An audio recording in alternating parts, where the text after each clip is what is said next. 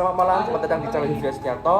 Di sini saya akan mewawancarai terkait dengan samping saya ada pengusaha dan mungkin bisa sendiri Pak. Oke, perkenalkan nama saya Hanifah Nurul Majid. Saya punya bisnis dengan namanya adalah Kaso atau KASO, dan itu adalah sebuah bisnis yang mana menjual untuk saat ini sedang menjual tas, tapi nanti untuk kemudiannya akan juga menjual kaos dan lain sebagainya seperti itu. Oke Mbak Onit, mungkin di sini aku akan mewawancari Mbak Onit mungkin 5 menit atau 10 menit terkait dengan produk yang akan jual di pasar. Tadi nama produknya apa ya? Nama mereknya adalah Kaso, KASO. Oke, Kaso. Oke. Baik, mungkin dari sini dari Kaso itu mungkin Kakak Onit apakah ada visi misi tentang instansi yang Kakak Onit dirikan? Oke, untuk visinya itu saya ini ingin mendirikan sebuah bisnis yang mana bisnis itu bisa untuk menyalurkan pikiran saya, dan juga selain itu bisa juga untuk menguntungkan diri saya, kayak dijual dan juga untuk orang-orang itu bisa menyukai produk-produk saya dari pemikiran saya itu tadi. Oke. Misinya seperti itu. Kalau misinya itu adalah aku inginnya itu produkku nanti kedepannya bisa berkembang dan juga bisa membuat lapangan pekerjaan untuk orang-orang lain di sekitarnya. Oke, baik. Sangat keren sekali ya Mbak Onit, karena visi misinya itu adalah untuk membaikkan para pekerja agar kita bisa berjumpa bareng dengan Mbak Onit. Iya, betul. Baik Mbak Onit, mungkin untuk pertanyaan selanjutnya adalah customer segment atau segmentasi konsumen. Mungkin bisa dijelaskan dan produk Kaso. Oke, untuk segmentasinya itu untuk saat ini aku itu menyasarkannya ke para remaja untuk saat ini. Oh, para remaja. Terlebih untuk mahasiswa-mahasiswa. Karena apa? Karena seorang mahasiswa itu kan masih pemikirannya itu masih kebanyakan konsumtif ya. Jadi makanya aku memilih mereka, para remaja atau mahasiswa ini sebagai segmentasi pasar aku. Tapi apakah saat ini apakah dari golongan anak muda tadi atau ada yang golongan yang dari mungkin dah tua atau dan ada yang beli itu? Nah, kalau untuk saat ini untuk golongan yang tua itu mungkin hanya bertanya-tanya gitu, untuk sebatas bertanya-tanya. Tapi yang membeli, yang sudah melakukan pembelian itu biasanya itu adalah yang muda-muda. Oke, baik. Untuk pertanyaan selanjutnya adalah 4P, ada produk, price, plan, dan promotion. Mungkin bisa dijelaskan boleh tentang Kaso. Oke, untuk produknya saat ini masih berfokus pada produk sling bag atau tas lempar. Terus price-nya ini masih di range harga 100 ke atas, tapi masih di bawah 150.000 karena menyesuaikan dengan mahasiswa di Jogja itu kan biasanya kan masih dengan uang saku yang agak minimalis gitu ya, karena Jogja kan terkenalnya kota yang murah gitu. Nah gitu. Produk, price, supply, place. Promosi. Oke, untuk place-nya itu aku masih belum punya store offline, jadi masih secara online aja. Dan itu biasanya dipromosikannya itu melalui Instagram, juga biasanya di TikTok juga. Terus untuk promotion itu aku fokusnya itu ke Instagram. Instagram. Iya, untuk promosi itu ada di Instagram, dan aku berusaha untuk membuat reels. Karena apa? Karena reels itu reach-nya itu lebih luas daripada feed atau foto-foto gitu.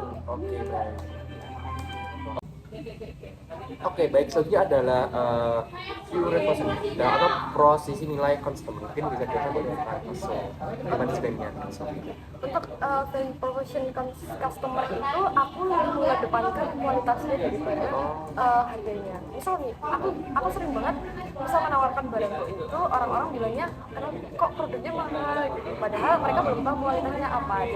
Jadi aku jelaskan dulu kalau misal bahan yang dipakai itu bukan sekedar bahan sling bag kanvas yang biasa aja, tapi itu adalah kanvas yang tahan air, tebal, dan setara dengan brand-brand lokal di Jogja. Misal ada Carousel, Inuke, nah seperti itu. Baik, selanjutnya adalah channel atau saluran dari apa disebut Kaso. Jadi bagaimana Pak? Untuk saluran yang aku gunakan itu adalah sosial media, Instagram, TikTok, itu kalau misal marketplace itu ada Shopee ya, karena TikTok Shop sekarang kan juga nggak ada, Oh iya, jadi ini. ada di Shopee kalau marketplace gitu. Untuk Tokopedia apakah ada? Kalau Tokopedia belum, jadi aku masih fokusnya di Shopee aja. Shopee aja. Oke. Selanjutnya adalah sumber atau sumber pendapatan Kak. Kira bagaimana Kak dari Kasu? Oke. Untuk sumber pendapatannya karena produknya baru satu ini, jadi sumberku memang hanya di keuntungan yang aku ambil dari penjualan tas ini. Jadi aku masih belum punya produk yang lain, misal biasanya kan kalau tas kan ada pinnya gitu kan, gantungan kunci. Nah itu kalau misal sumber pendapatan Kasu ini sekarang baru dari penjualan tas aja. Oke. Dan selanjutnya adalah career shot atau sumber daya Kak dari Kasu. Itu bagaimana? Sumber daya. Oke, kalau dari sumber daya itu sumber daya manusia itu karena aku belum bisa mempekerjakan orang lain, jadi itu yang mengelola flow dari aku semua ya, dari mulai produksi, nanti aku mencari vendor, menghubungi vendor juga, terus nanti packingnya juga aku, kalau misalnya ada yang beli, terus pas nomor ininya CS-nya itu juga aku gitu. Nah, seperti itu. Nanti kalau misal yang tentang keuangan itu juga aku, dan aku biasanya bertanya ke teman-temanku yang jago accounting atau apa gitu, jago tentang keuangan. Jadi ini masih memanfaatkan mungkin dari lingkungan ya Kak? Iya benar. Untuk selanjutnya adalah customer service atau hubungan konsumen. Oke, hubungan konsumen. Ini aku biasanya itu kan aku biasanya aktifnya di Instagram. Jadi misalnya aku upload postingan di Instagram. Terus bagaimana cara menjaga hubungan dengan pelanggan itu, yaitu dengan pakai caption yang tidak terlalu kaku. Jadi masih bisa diterima oleh masyarakat umum, khususnya dari segmentasi pasarku tadi kan segmentasinya adalah para remaja atau mahasiswa gitu kan. Jadi untuk kata-kata yang aku pilih sebagai caption itu bukan kata-kata yang kaku. Jadi mereka merasa bahwa mereka itu diajak ngobrol dan sesuai dengan bahasa mereka. Jadi relate gitu. Terus kalau misal ada yang komen gitu, aku sebisa mungkin tata bahasanya juga mengikuti cara mereka komen gitu. Jadi biar bisa relate gitu. Oke, ini lebih pendekatan secara sesama ya Kak? Iya, Betul ya, Kak? Oke, selanjutnya Kak ada kayak aktivitas yang dijalankan Kak dari Kasu ini. Oke, untuk aktivitas yang dijalankan itu fokus pada pengelolaan sosial media sih aku biasanya, karena reach-nya itu aku bisa nge-reach customer itu dari sosial media, dan juga selain itu aku biasanya memakai produk itu kemana aja. Jadi kayak misalnya aku ada di sebuah organisasi atau di sebuah lingkungan nih, aku pakai produkku itu, dan biasanya ada orang yang tanya itu belinya di mana. Nah itu adalah kesempatan bagaimana aku bisa menawarkan produkku itu gitu. Itu salah satunya. Terus selain itu aku juga biasanya itu membuat konten-konten yang juga bisa reach orang-orang di sosial media. Oke Kak. Baik, selanjutnya adalah partnership atau kerjasama Kak dari Kasu ini. Mungkin bagaimana Kak kerjasama dari Kasu? Kalau untuk kerjasama, kalau misal biasanya kan kalau brand-brand lokal itu kan biasanya ada misal nih Carousel X siapa gitu kan, ada brand lain gitu. Kalau untuk Kasu ini kebetulan belum, karena belum sebesar itu, tapi untuk bentuk kerjasamanya itu aku biasanya kerjasama dengan vendor, karena aku butuh vendor tas ya gitu. Nah karena aku masih belum bisa memproduksi tasku sendiri, jadi aku minta tolong ke pihak lain untuk memproduksi tasku itu. Jadi aku biasanya itu membuat desain, terus desainku itu aku kasih ke pihak produksi, lalu pihak produksi itu biasanya membuat sampel, satu sampel. Terus nanti kalau misalnya sudah jadi, aku mengoreksi apa aja yang bisa dibenarkan, apa aja yang udah oke, apa aja yang perlu dibenarkan, yang perlu ditambah-tambahkan.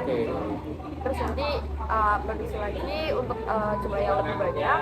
Habis itu kita bisa mulai untuk menjualkan kalau misalnya sudah jadi gitu. Kak saja adalah proses struktur atau struktur biayanya dari Kasu itu gimana ya? Biasanya aku kalau menghitung biayanya itu ya dari produksi itu berapa, terus nanti ada juga untuk packagingnya, terus biaya promosi juga aku tambahkan di situ, biaya perawatannya pas itu aku juga tambahkan di situ, terus juga biaya untuk ya menyebutnya ya biaya untuk tenaga gitu ya. Oh, tenaga. Iya, Oke. biasanya seperti itu. Oke kak, selanjutnya ada MVP atau minimum value product. Sekarang bisa cerita kak bagaimana MVP-nya di Kaso gitu. Oke, kalau untuk MVP sendiri itu bagaimana cara aku mengenalkan produk baru itu ke customer agar customer itu bisa menerima produkku. Nah, kalau dari MVP itu biasanya ada brilliant design, itu bagaimana kita mendesain produk kita agar berbeda dengan yang lain. Nah, misalnya ini aku biasanya kan kalau tas rimber itu kan kebanyakan itu bentuknya kalau enggak setengah lingkaran yang begini, kalau enggak yang kotak gitu kan. Nah, itu aku pengennya yang bulat, kayak terlihat beda aja, kayak masih agak jarang menurutku yang tas kanvas tapi bundar gitu. Terus untuk usability atau kegunaannya itu aku menyesuaikan kegunaan dari segmentasi pasar kita di situ. Nah, biasanya kan kalau dari remaja itu kan banyak yang suka main hangout gitu, main di luar gitu kan sama teman-teman. Jadi aku mendesain tas itu bagaimana bisa menampung barang-barang mereka. Untuk reliability-nya atau bagaimana mereka bisa percaya dengan produk itu, aku biasanya pakainya itu reels gitu. Misal nih, tas kanvas aku itu anti percikan air gitu. Jadi aku bikin reels yang menampakkan bahwa tasku ini anti percikan air dengan menuangkan air di atas tasku gitu. Terus untuk fungsinya itu kembali lagi dari produk yang aku bikin, yaitu sling bag. Nah, itu fungsinya tentu saja untuk menampung barang-barang bawaan dari orang-orang yang sudah membeli tas tersebut gitu.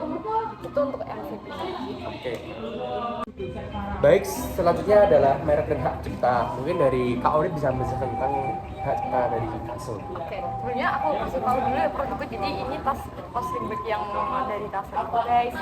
Terus untuk hak ciptanya itu kebetulan aku belum mendaftarkannya ke Haki karena kemarin aku baca-baca itu kalau di Haki itu ada masa berlakunya dan juga menurut yang pendapatan yang sudah aku dapat dari penjualan ini masih belum mencukupi untuk mendaftarkan ke hak cipta. Jadi mungkin untuk kedepannya kalau misal bisnisku ini insya Allah sudah berkembang, nanti aku akan daftarkan ke hak cipta. Oke Kak Ori. Untuk merek sendiri tadi Kaso ya? Iya. Kaso. Baik Kak Ori, mungkin dari wawancara saya kali ini cukup sekian. Nah mungkin kesan dan kesan narasumber kepada pembicaraan. Oke, pesan dan pesanku di wawancara ini cukup santai ya, seperti ngobrol biasa aja dan cukup menyenangkan. Dan aku tidak merasa grogi sama sekali, ya hanya sharing-sharing gitu aja. Jadi tidak terlalu mempressure aku juga dan jawabanku juga gitu. Cukup. Cukup. Baik, kalau dari saya sendiri Kak, saya terima kasih sekali kepada Kak Ori karena Kak Ori telah memberikan ilmu yang sangat bermanfaat bagi saya sendiri. Kenapa dengan produk Kaso ini Kak Ori itu bisa menjual, kayak tadi bisa mengetahui bagaimana dari awal tadi visi misi bahkan sampai hak cipta. Dan saya belajar banyak, ternyata produk itu nggak hanya kita jual menciptakan barang jual, enggak, ternyata ada prosesnya di balik itu gitu. Dan itu kali ini ilmu yang sangat berharga sekali Kak Ori. Jadi saya terima kasih sekali dari ini. Mungkin kalian bisa beli ya guys, tadi linknya aku udah di bawah ya. Ya, baik Kak Ori, mungkin dari sekian dari saya. Terima kasih Kak Ori atas jawabannya sangat keren dan menginspirasi bagi kita semua. Oke, terima kasih guys.